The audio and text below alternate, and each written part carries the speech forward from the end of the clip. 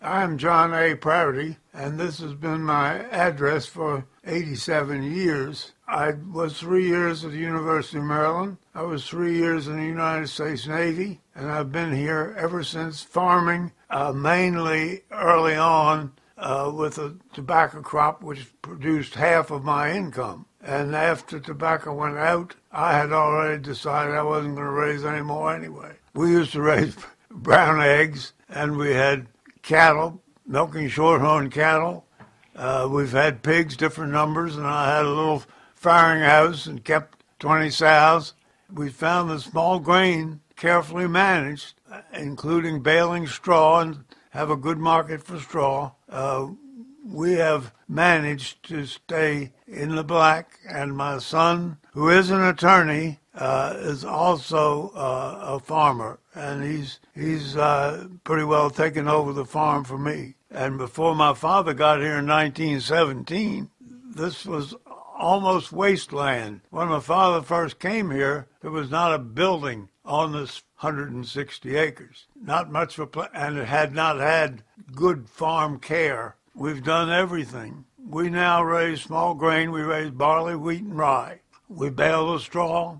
We have tobacco barns to put some of the straw in, and we have a good market for it. We consider our environmental practices are not allowing phosphorus and nitrogen to get off this farm and go in the river. It was clear, pristine when I was a young boy. We don't want to lose an inch. We don't want to lose a grain of topsoil. We don't want to lose a pound of nutrient for two reasons. One, of course, we don't want to further contribute to the degradation of the river, but we also, the nutrients aren't free.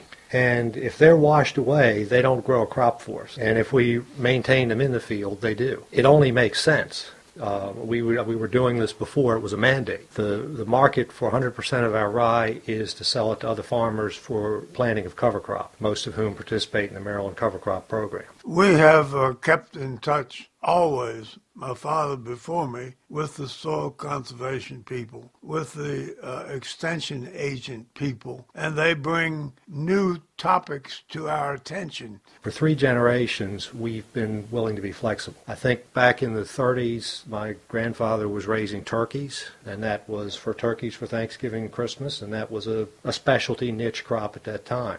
When tobacco was the money crop at the time that that was always a staple. When we were raising pigs, there's a price point where it works. With all the things we've done and continue to do, we try to find something that works on the scale of this farm because we don't have any interest in working 1,000 or 2,000 acres. We were first or second in this county to put our farm in ag preservation. I have not regretted it. I wanted it to be farming forever. My father was one of the original members of the Calvert County Agricultural Preservation Board. He served on the board for several terms, and then I served 10 years in the 90s on the same board. It has been one of the most successful programs in the state and has been a model for the region, probably, in terms of preservation programs. I think most farmers, maybe all farmers, consider that they're stewards of the land, that they're here to take care of the land, to have the land be productive, because in the end, most of what we're doing is we're providing something essential to other people. So taking care of that resource that we have is a responsibility as much as it is a profession.